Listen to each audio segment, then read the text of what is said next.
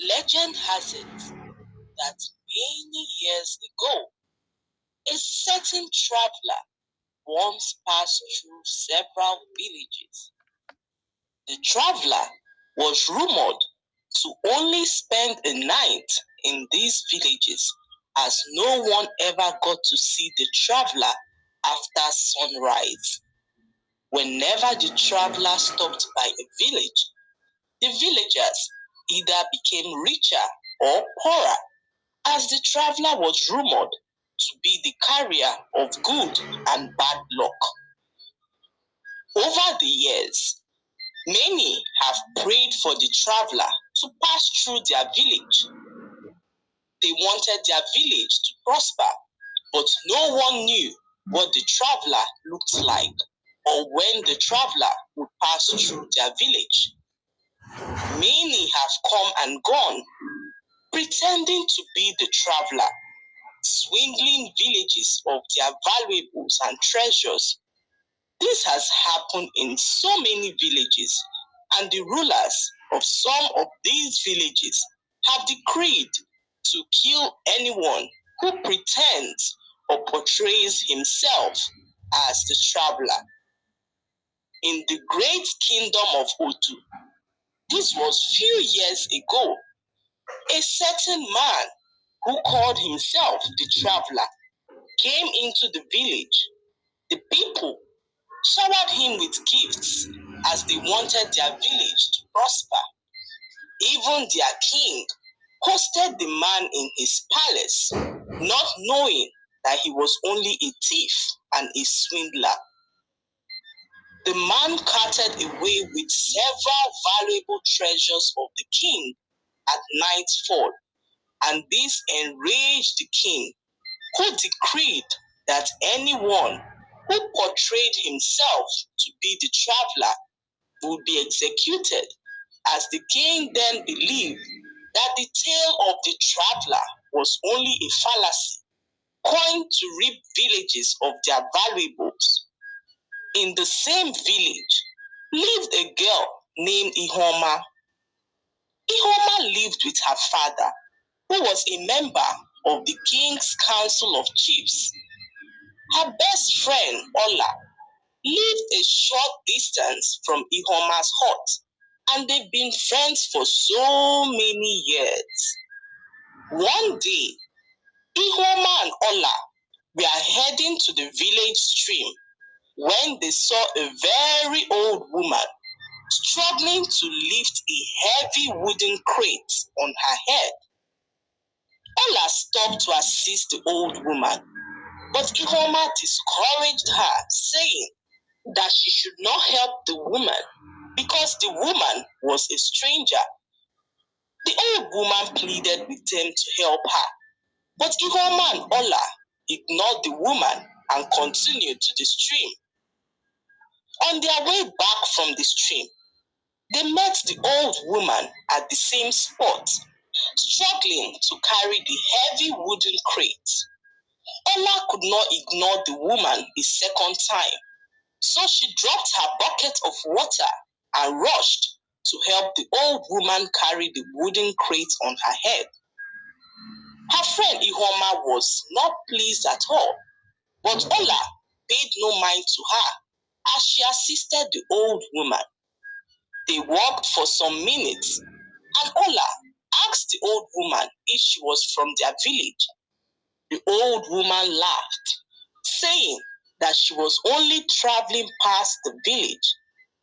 Ola then jokingly asked the woman if she was the famous traveler, and the old woman looked at her and told her that indeed she was the legendary traveler that everyone has been talking about. When Ola heard this, she became afraid as she remembered the king's decree. She kept calm and continued to walk with the old woman for a few minutes till they arrived at an abandoned hut close to the forest. "Is this where you'll be staying?" Ola asked the old woman, who nodded and replied that she would only be here for a short while. Ola bid the old woman farewell as she rushed back to pick her bucket of water. She rushed home to drop the water and quickly set out to Ihuoma's hut to tell her about the old woman. Ihuoma, where are you? Screamed Ola when she arrived Ihuoma's house. Ihuoma rushed out and asked Ola why she was panicking. Ola then dragged Ihuoma aside and began to whisper, "The old woman is the traveler." Ihuoma looked at her and began to laugh. She asked Ola how she knew this, and Ola replied that the old woman told her that she was the traveler that they had been talking about. Ola danced in excitement, saying that riches would finally come their way for helping the old woman. Ihuoma then continued to laugh at Ola, saying that she should not be too excited as there are a lot of fake people parading themselves as the traveler. Ihuoma then asked Ola where the old woman was staying, that she would love to go apologize to her for not helping her earlier. And Ola told Ihuoma that the old woman was staying at the abandoned hut by the forest. When Ola left Ihuoma's house, Ihuoma rushed to her father to tell him that she saw an old woman parading herself as the traveler, trying to swindle people of their money in the village. Her father, being a member of the Council of Chiefs, rushed to inform the king of the old woman pretending to be the traveler. The king, on hearing this, sent his guards to bring the old woman to his palace. They rushed to the abandoned hut by the forest and saw the old woman. The guards then dragged her to the king's palace to face the king, who was filled with rage at this point. The old woman was confused and asked the king's guards why she was summoned by the king. It was then that she was told that there was a standing decree of the king to kill anyone who paraded themselves as the traveler. When the old woman came into the presence of the king asked her why she was parading herself as the traveler. The old woman replied that she was not parading herself as the traveler because she was the real traveler indeed. "How can a woman be the traveler?" said the king as he laughed and accused the old woman of being a swindler and a fake.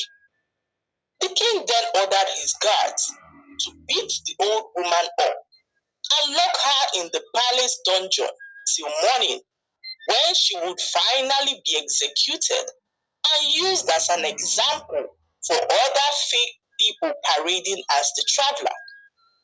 The guards did as the king instructed and beat up the old woman. She pleaded for leniency, but no one paid mind to her. After hours of beating, the guards locked the old woman up in the palace dungeon, not minding the fact that she was old and badly bruised. The next morning, the king ordered his guards to bring the old woman from the dungeon, as time had come to execute her for trying to deceive the villagers and the king. On getting there, the guards realized that the old woman was nowhere to be found. "But we locked the dungeon gates. How did the old woman escape?" one of the guards said in confusion. The guards rushed to inform the king, who came to the dungeon gate to see for himself. It was then that the king remembered that the traveler never stayed in the village till sunrise. It was past sunrise already, and the king then realized that he had made the greatest mistake of his life. He tortured the real traveler, and what this meant was that his village will now face the tremendous bad luck of the traveler. Everyone was now in fear, including the king. News of this spread around the village, and when Ola heard that it was Ihoma who told her father about the traveler, she felt betrayed and responsible for all that had happened to the traveler. Ola then went to confront Ihoma for what she did. Ihoma was filled with regret at what her jealousy led her to do. If only I kept my big mouth shut, all this would not have happened, she said to herself as she began to cry. Immediately, the bright skies turned dark. The rivers also began to dry out. All the animals and livestock began to die mysteriously, and the people began to panic as they knew that their village was now under the traveler's curse. All efforts to appease the traveler were futile, and the king was clueless on what to do. The king then sent out some guards to go from village to village in search of the old woman, but the guards died mysteriously as they tried to leave the village. It was then that the people realized that they were trapped in their village with the curse and could not leave. All they had now was hope that one day the traveler would give them a second chance to do the right thing and reverse the curse looming over their village. They waited for years, but the traveler never passed through their village again. The lesson to be learned from this story is that jealousy is destructive, and a little lie can attach to it great consequences. Always be mindful of what you say to people in the spur of jealousy to avoid endangering lives in the process. I hope you enjoyed the story. Please like, subscribe, and leave a comment. It helps us grow our channel. I'll see you in our next story. Bye.